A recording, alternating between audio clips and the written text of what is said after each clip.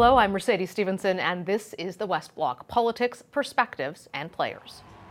Justin Trudeau has won a minority government, and Conservative leader Andrew Scheer is vowing to stay on and fight him. But what will he be fighting for, and will his party give Andrew Scheer another shot in the next election? I sat down with the Conservative leader late last week for a post-election post-mortem.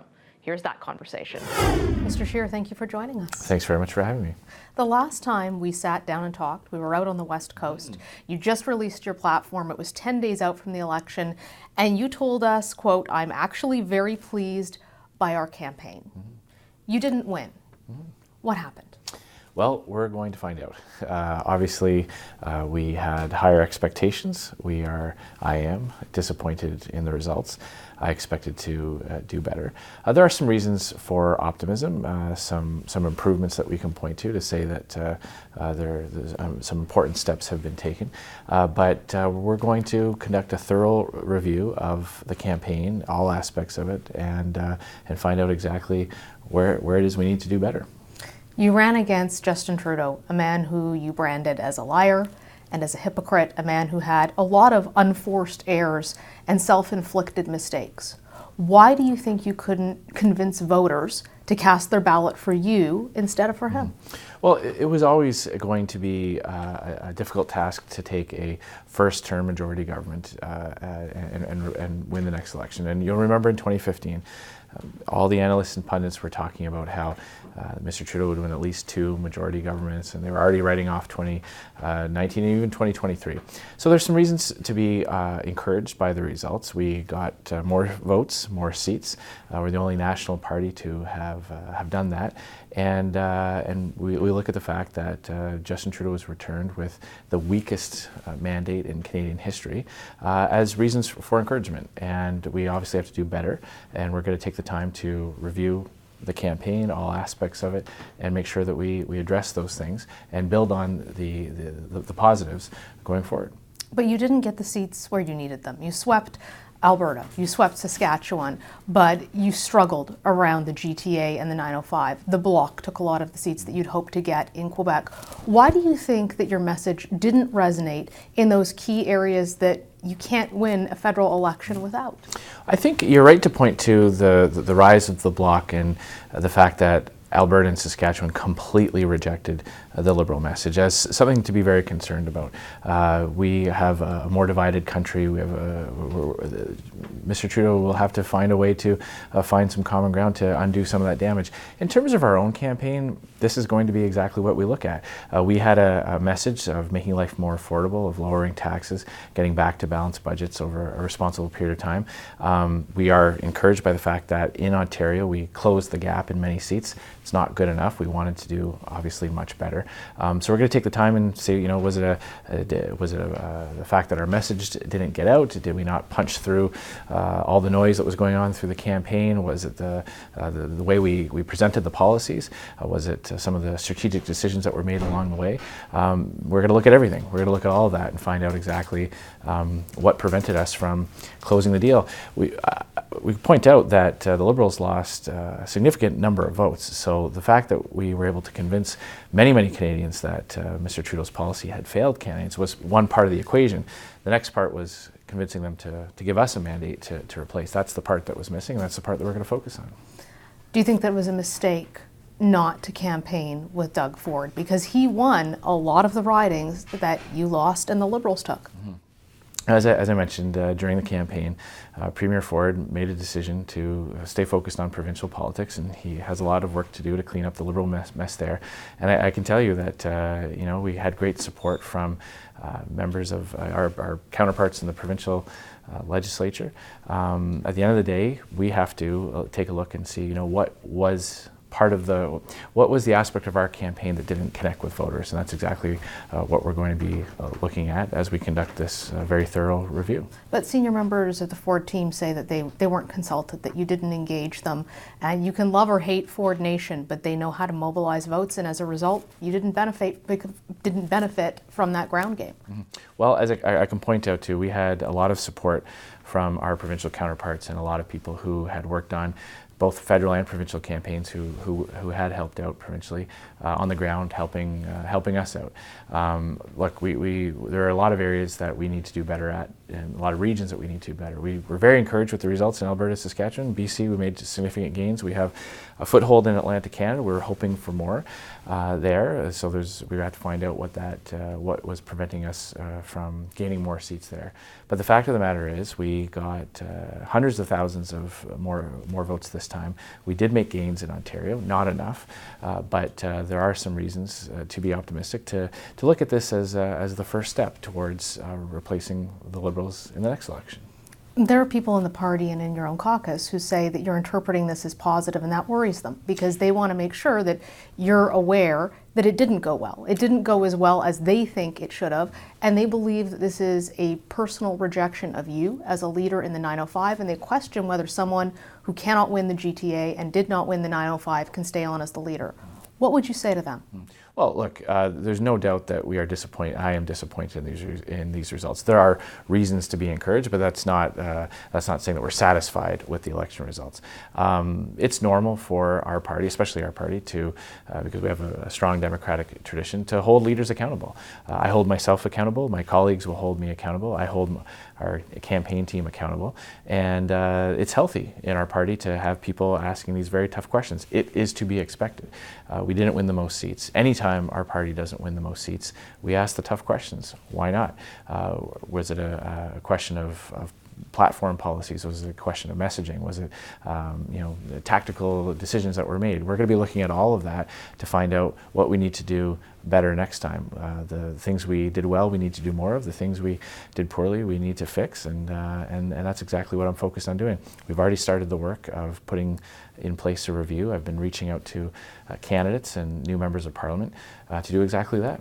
Are you confident that you can hold caucus when they come back, that they will support you? I'm very optimistic that, look, we've all worked incredibly hard together, and I've made it a focus of my leadership to bring people in to consult broadly within caucus, and I believe that remembering what we were facing in 2015, knowing that many people completely wrote off the 2019 election and perhaps even the 2023 election.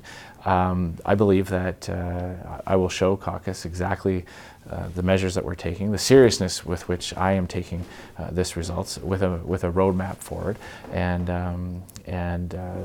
understanding the gains that we have made as a building block, as a first step towards the next campaign. The party's scheduled to hold its convention in Toronto in April. Are you still planning for that to go ahead?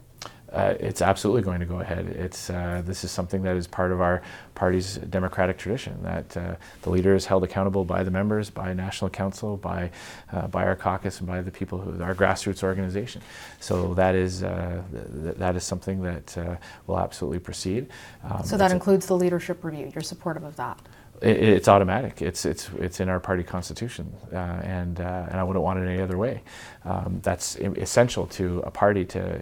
Our party really does belong to our members, and I appreciated that on a new level during this campaign, because when you go out to a riding and you see an event put together by grassroots volunteers who have taken a day off work, or who have passed out on a family event to hold an event, to make an event successful, you really do appreciate what our members pour into this party. And so the fact that big, important decisions like this are in their hands, I wouldn't want it any other way. That's what makes our party so great. So it will be in their hands. It'll be up to them ultimately, and I'll be making, telling them the steps I will take going forward, and acknowledging the fact that we didn't win, but also providing a roadmap for the future. Have you talked to Mr. Harper since Election Day? Yeah, I have, and I've reached out to many different Conservatives. I won't go into who I have and haven't been speaking with. My priority is to talk to candidates and members who ran the last campaign, because I really do want to hear from them, and to congratulate people on a job well done, and to also to talk to people who didn't win and find out their initial thoughts on why that happened. What advice did Mr. Harper have I won't for go you? into a private conversation, but look, I'm taking this very seriously. We had great people running for us in every part of this country, and many of them were not elected, and that's disappointing to me. And I want to make sure that going forward, we give we have a stronger campaign that that connects with voters all across the country. We made significant gains in British Columbia, swept Alberta and Saskatchewan, got some seats back in Atlantic Canada, won some in Winnipeg as well. So there's added to our seat total in Ontario. We're the only national party that went up in seats and went up in votes. So there are reasons to be optimistic. Well, the Bloc went up in seats pretty Only substantially. Only national party to go up in seats and go up in votes. That's important. It's not enough, and I'm not suggesting to our members that we're satisfied with the results, but I do point to significant reasons to be encouraged. I want to talk about the personal side, because politics is inherently personal. You are out there as the leader. How did it feel on Monday night when you saw those results and you realized you did not win?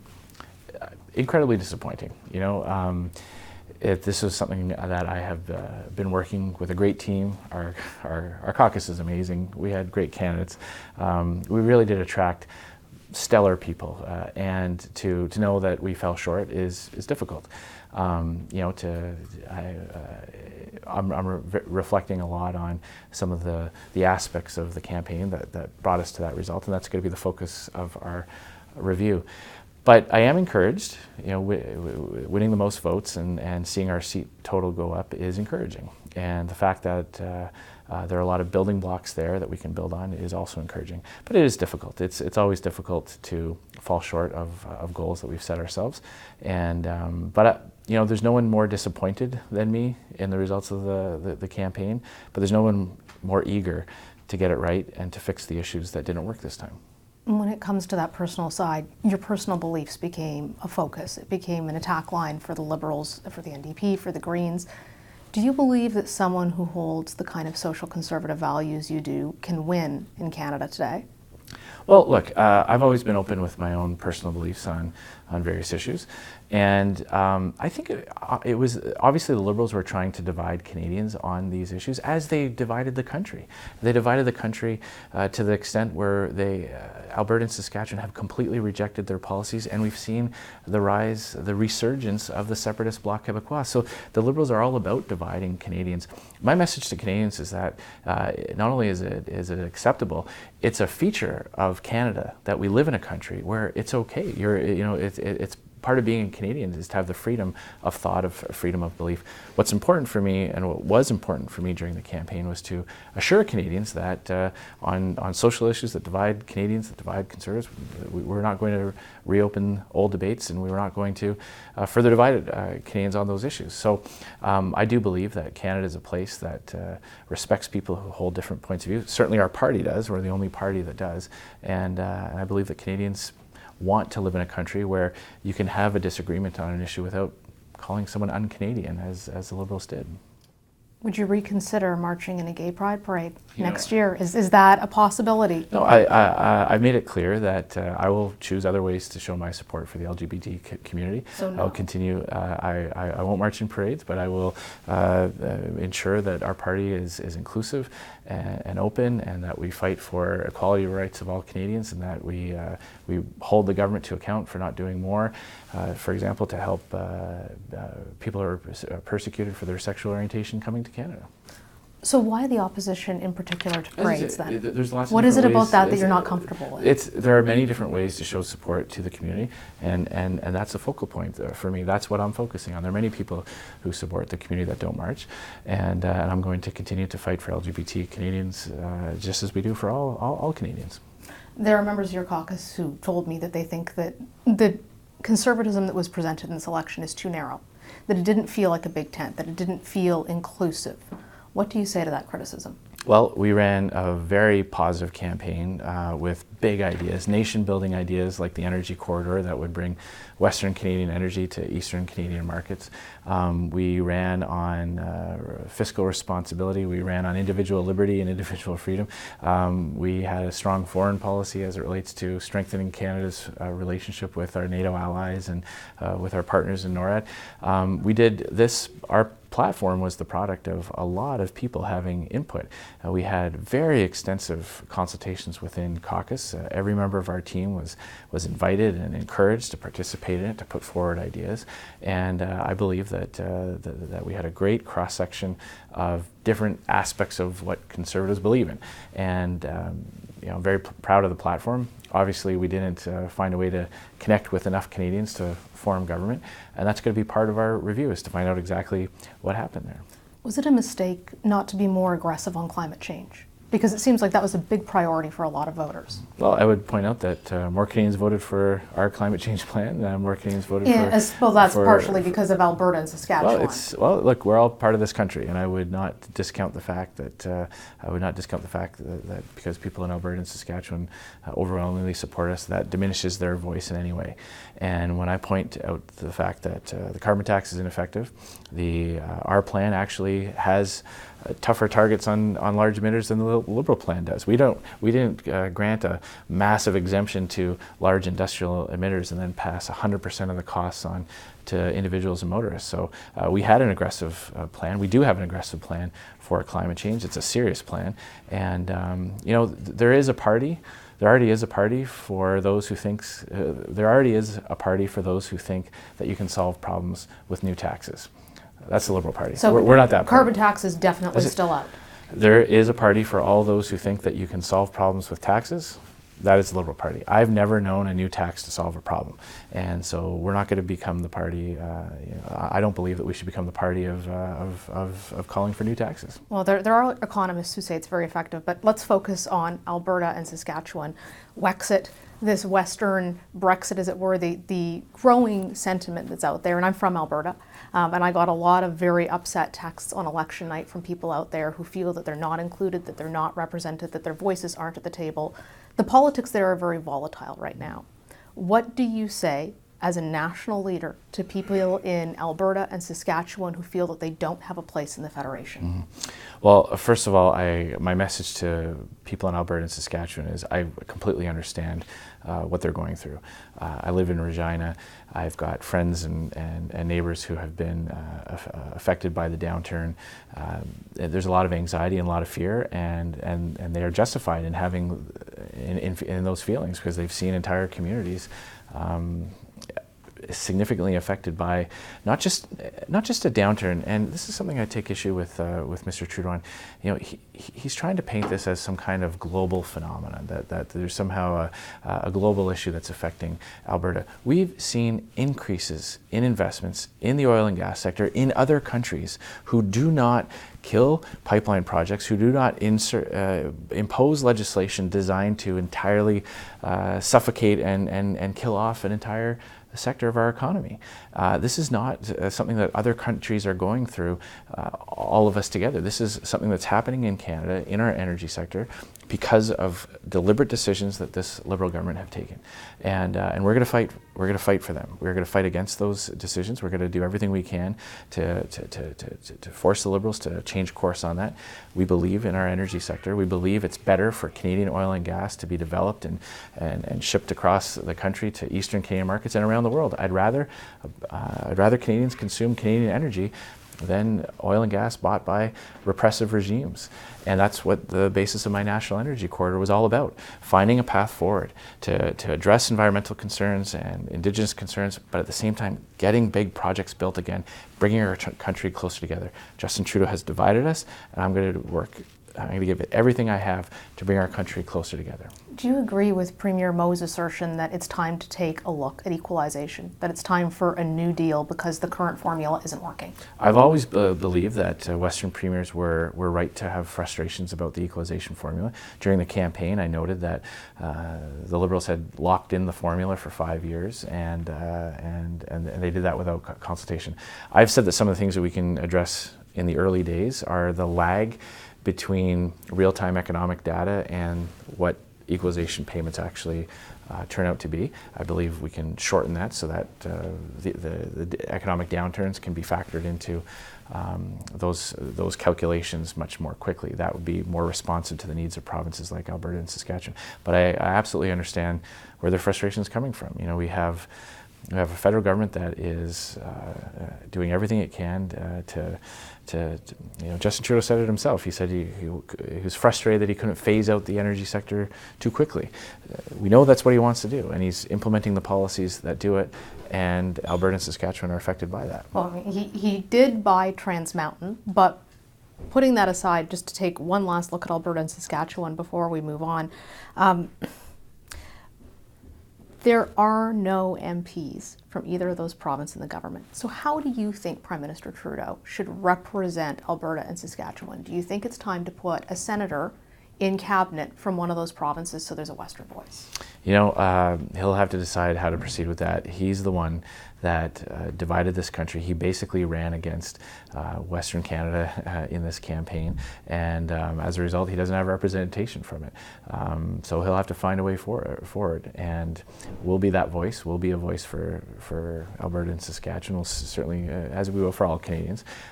It's and you mentioned the Trans Mountain Pipeline.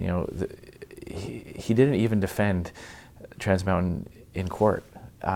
He killed Northern Gateway. He decided to impose a double standard on a west to east pipeline. So, Bill C-69, the carbon tax, these are all decisions that have chased away billions of dollars worth of investment. There are billions of dollars around the world being invested in big energy projects that create jobs and opportunity. It's not happening in Canada. It's not happening in Canada because of deliberate decisions that Justin Trudeau made. We don't know when Parliament's going to come back yet, but when it does, is your focus going to be on trying to bring down the Trudeau government, or are there certain areas that you're willing to work with the Liberals on to pass priorities? Well, look, it's really up to Mr. Trudeau as to his approach. Canadians gave him the weakest mandate for a government in Canadian history. So the onus really does fall on him on seeking out that common ground. We've staked out our priorities in our platform. I do believe, I am very concerned at his ethics and his corruption, and we're going to do everything we can to continue to hold him accountable for that. At the end of the day, if he's willing to abandon some of the policies that have caused so much economic hardship in this country, we'd like to see that. We'll wait and see what he brings to the table. We are respectful of the decision that Canadians made. They elected a minority government. They elected a parliament with several parties now that have official status. We will be respectful of that, but we will use every tool at our disposal to hold him to account and to point out the failures of his policies. So you're not looking for a snap election? This is it. We are respecting the results of this election. I think Canadians, when they vote for a parliament like this, they do expect all parties to put Canadians first, and that's what I'm going to do. We'll put the needs of Canadians first and see what Mr. Trudeau brings to the table. It's very clear that there are many things we disagree on that we're not going to support. We're not going to support increases to the carbon tax. We're not going to support new legislation that makes it even more difficult to get big projects built again in this country. So we'll see what type of approach he has with Parliament. Trans Mountain? We expect to see that built. What a terrible indictment on Justin Trudeau's legacy, that he created a situation where the government had to buy a pipeline in order to see it through. It used to be that the private sector, investors would make sure that pipelines got built in this country, and he's failed to defend it in court. We expect it to be built. We would like to see it, sold as quickly as possible. We don't think it's good for the economy. It's not a good sign to investors around the world that the government has to own something in this country for it to proceed. So we'll see. Wait and see what he has. But we'd like to see some kind of an action plan that he would bring forward to show the steps that he's willing to take to make sure it's built. Why did you hire the Daisy Group to do opposition research on the People's Party of Canada? Political parties, as I said, first of all, I'm not going to comment on individual contracts that we may or may not have had, but I will point out that it is all political parties do research. All political parties look at what other parties have said, what other candidates have said. But as you know, the Liberal Party did a great deal of research on other candidates, as did the NDP. I'm sure other parties did the same thing. One last question for you. Tone of the campaign. It's something we talked about when we last met. It's something that Prime Minister Trudeau addressed in his press conference last week, said he kind of regretted the nastiness. Catherine McKenna came out and said the same thing. Do you regret some of the nastiness on the campaign trail that the Conservatives were responsible for? Look, I woke up every morning promoting a positive message about how our policies were going to help Canadians. Well, you put lots of negative stuff about the Liberals too, including allegations about legalizing hard drugs that weren't true, well, we pointed increasing the GST. We pointed out comments that their candidates had said. We pointed out that Liberal members of Parliament on the Health Committee endorsed that very idea. That weren't in their platform. Well, when Liberals try to say things that aren't in our platform, they try to tell Canadians what's in that. Here we have specific quotes from people running for the party. We have the Prime Minister himself, Justin Trudeau, saying that he wasn't going to do it at the moment. We know the NDP were calling for it, and we know with the results of the election, they're going to have to find support from other parties. I think it's legitimate to say this is a possibility. This is something that the Liberals obviously have a significant number of their MPs that are contemplating. As for the GST, I pointed out that in order to work with the NDP, if you combine their two platforms together, it would have added billions. We'll see what happens. Billions of dollars in new spending. Taxes will have to go up to pay for it. I said, in order to pay for some of that, they would have to raise the GST or perhaps other taxes. It could be income taxes, it could be corporate taxes, it could be canceling other types of tax credits for Canadians. But there is no doubt, these deficits that they're running have to be paid back. They have to be paid back with interest. At some point, the government's going to have to find the money from somewhere. And the message to Canadians was, we know that they've raised taxes in the past. This is an election, I believe, was fought a lot about affordability and what's left over at the end of the month for many Canadians. And I believe it's legitimate to look at what types of things they might be raising. Mr. Scheer, I know it's not an easy thing to sit down and do an interview like this after you've lost. So thank you for taking the time to share with us and to share with Canadians. Thank you very much.